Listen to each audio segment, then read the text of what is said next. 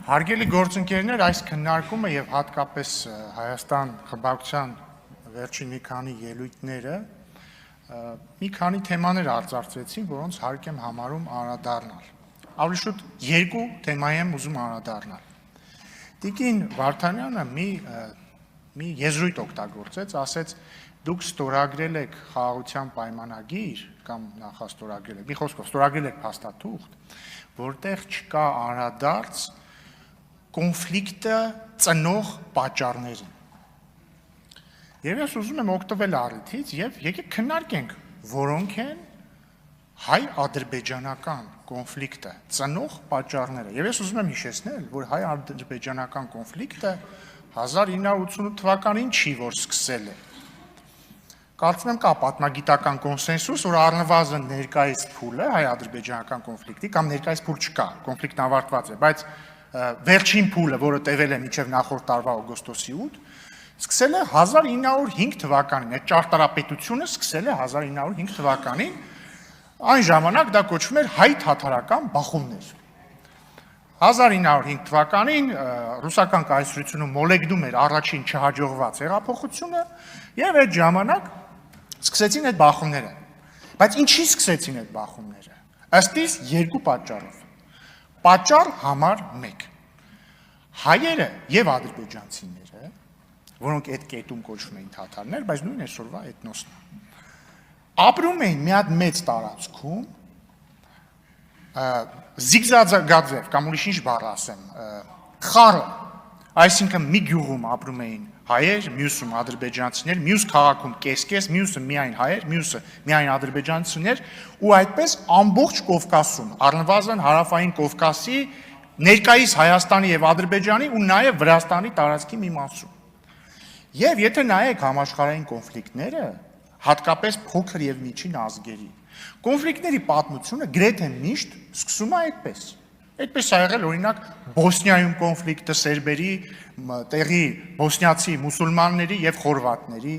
այդպես ա եղել օրինակ Կիպրոսի կոնֆլիկտը հույների եւ թուրքերի միջեւ, այդպես ա եղել Կոսովոյի շուրջ կոնֆլիկտը, այդպես ա եղել օրինակ Հյուսիսային Մակեդոնիայում որոշ իրադարձություններ, որոնք փառք Աստծո ամբողջական կոնֆլիկտի չվերածվեցին։ Ու այսպես շարունակ, միշտ համարյա միշտ, երբ որ փոքր եւ միջին ազգերի մասն ենք խոսում, կոնֆլիկտը ծնվում է, երբ որ երկու կամ ավելի էթնիկ խմբեր կամ ազգեր ապրում են մի հատ արեալում խառը։ Էլ չեմ ասում արաբա-իսրայելական եւ այլն։ Այսինքն կոնֆլիկտի ծնող համար 1 խառը բնակչություն։ Կոնֆլիկտի ծնող համար 2։ Պատահական չի, որ այդ կոնֆլիկտը սկիզբ առել, ընդ որում ես որ ասում եմ սկիզբ առել, չի նշանակում է դրանից առաջ ամենից լավ էր, բայց ոնց որ այդ կատալիստը ինստիտուցիոնալացել է, այսպես ասած, եթե թույլ տաք ես բառը օգտագործեմ կոնֆլիկտ այդ ժամանակ։ Երբ որ ռուսական կայսրությունը մեծագույն խնդրի մեջ էր, հեղափոխություն մի կողմից, ռուս-ճապոնական անհաջող պատերազմ մյուս կողմից, եւ տարօրինակ, շատ տարօրինակ պատահականությամբ այդ կոնֆլիկտները էլի որ աշխարհում նայեք սկիզբ են առնում երբ որ կայսրությունը խնդիրներ ունի համ թուլանում է բայց նաև խնդիր ունի իր ազդեցությունը պահել կոնկրետ տարածաշրջանում ինչը եղավ մեր եթե ուշադիր լինեք այդ կոնֆլիկտը 1905-ից սկսեց բնականաբար 18-ին երբ որ երկու երկրներ անկախություն ստացան եւ ինստիտուցիոնալ ասենք արդեն բանակներ ունեցան եւ այսպես շարունակ ահագնացավ կոնֆլիկտը, հետո կայսրությունը արագ հետ եկավ, սառեցրեց, 88-ին նորից ցիկլը կրկնվեց։ Հետևաբար, երկու պատճառ, խառը բնակչություն մեկ արեալում եւ կայսրության, այսպես ասենք, ազդեցություն, որը դրդում էր ժողովուրդներին, չեմ ասում, անպայման չի հատուկ դիրեկտիվով, դա է տրամաբանությունն էր պատմության դրան բերում։ Գնալ կոնֆլիկտի Ընդ որ ասում եմ գնալ կոնֆլիկտի, ես նկատի չունեմ, որ ստեղից եւ ստեղից որոշել են վերջ, մենք գնացին կոնֆլիկտի։ Ցիկլն է բերել դրան։ Հիմա եկեք նայենք ոնց են լուծվում կոնֆլիկտները։ Ընդ որում ուշադրություն դարձեք, ինչու ես խոսում եմ, արդարության եւ անարդարության ծիրի մեջ չի։ Ես ասում եմ ընդհանրապես որ նայում ենք պատմական ցիկլերին, հիմնականում կոնֆլիկտները, այս տիպի կոնֆլիկտները, ոնց կամ երբ են ավարտվում։ Օրինակ, Հունաստանի եւ Թուրքիայի մեջ ուշադրություն դարձեք, Կիպրոսի մասին չեմ խոսում, նույնիսկ Էգեյանի խնդրի մասին չեմ խոսում։ կոնֆլիկտ նոր 20-րդ դարում գիտեք ինչի չի ծնվել, որովհետև 1923 թվականին եղել է պայմանագիր, ավելի ոչ թե պայմանագիր ա եղել առանձին, այլ մի հատ մեծ պայմանագրի մաս ա եղել, որը ենթադրել է հույն թուրքական բնակչության տրանսֆեր։ Ներկայիս Թուրքիայի տարածքից բոլոր ուղղափառները գնացել են Հունաստան, բոլոր մահմեդականները, մեծ մասը, 99%, Հունաստանից գնացել են Թուրքիա։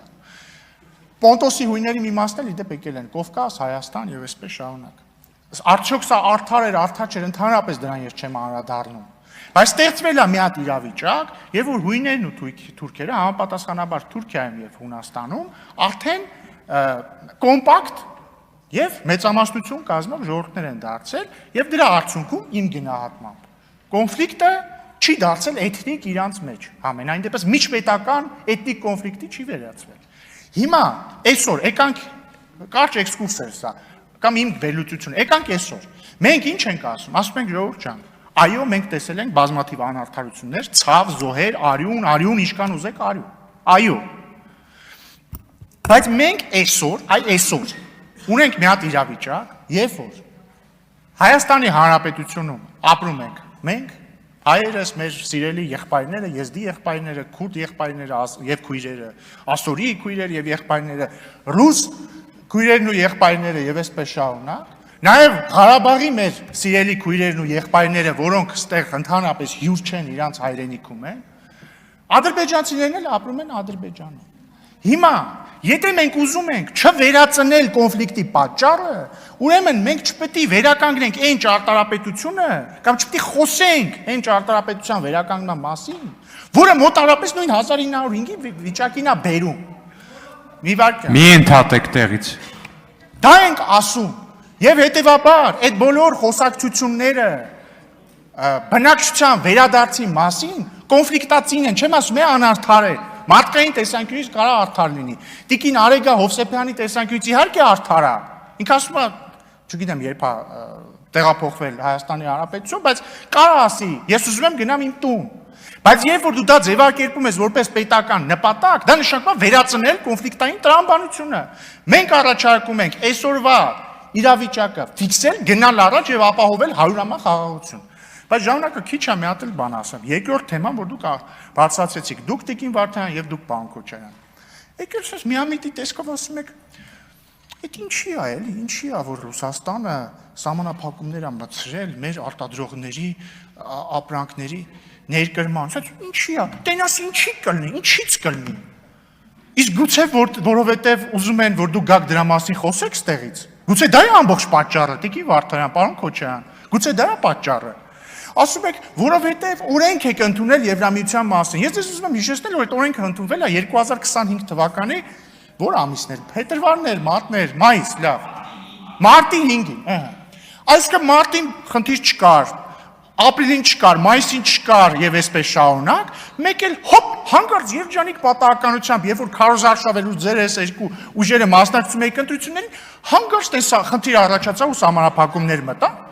Կարող է ամբողջ Հայաստան խմբակցություն լռեք։ Հա։ Լռեք։ Պարոն Մանուկյան, խնդրում եմ համբերատար լսեք ինձ եւ վերականգնեք ինձ ժամանակ։ Այո, վերականգնեք պարոն Ռուբինյանի ժամանակ։ Հարգելի գործընկերներ, գուցե դա պատճառը։ Գուցե ամբողջ պատճառը ձեր քաղաքական ասելիք տալն է։ Գուցե ամբողջ պատճառը օրինակ մեր քաղաքացիներին տնտեսական դժվարություններ տալն է, որպեսզի դուք այդ դժվարությունները կթեք քաղաքականապես։ Գուցե դա է պատճառը։ Օրինակ, ես զգում եմ էլի, ինչ լինում է Հայաստանի հետ, արդար, անարդար։ Դուք գալիս, երբեք մի անգամ չի եղել, էլի, գաք ձեր պետությունը պաշտպանեք այս կոնտեքստում։ Այսօրվա պես հիշում եմ 2021 թիվներ, այն ժամանակ Հայաստան խմբակցություններ ամենամեծ ընդդիմադիր խմբակցությունը, մի քանի հոգի պատգամավոր որոշել էին գնային Ղարաբաղ։ Լաչինի միջանցքը շրջափակված չէ, այսինքն բլոկավորված չէր։ Որոշել էին գնային Ղարաբաղ։ Գնացել հասել են այն ժամանակ ռուս խաղաղապահ զորակազմի վերահսկողության ներքո էր Լաչինի միջանցքը ըստ նոյեմբերի 9-ի հայտարարությանն էլ այդտեղով ազատ անցուդարձ պետք է լիներ։ Մեր սիրելի պատգամավորները գնացել էին Ղարաբաղ, հասել էին Լաչինի միջազգի սկզբին, ռուս խաղապանները իրանք չէին թողել մտնեին։ Չէին թողել։ Ես դատապարտեցի, որ իմ սիրելի ընդդիմադիր գործընկերներին չեն թողել նոյեմբերի 9-ի հայտարարության խախտմամբ, չեն թողել մտնել Ղարաբաղ։ Իսկ իմ ընդդիմադիր գործընկերները գիտեք ինչ արեցին։ Ոչ մի ծպտում։ Ու ասեցին, մի բան էլ ավել, ասեցին բան, մեր իշխանությունների ցուցումով է դա եղել։ Ժողովուրդ ջան, խնդրում եմ, մի պահեք ձեզ պրոքսիի պես։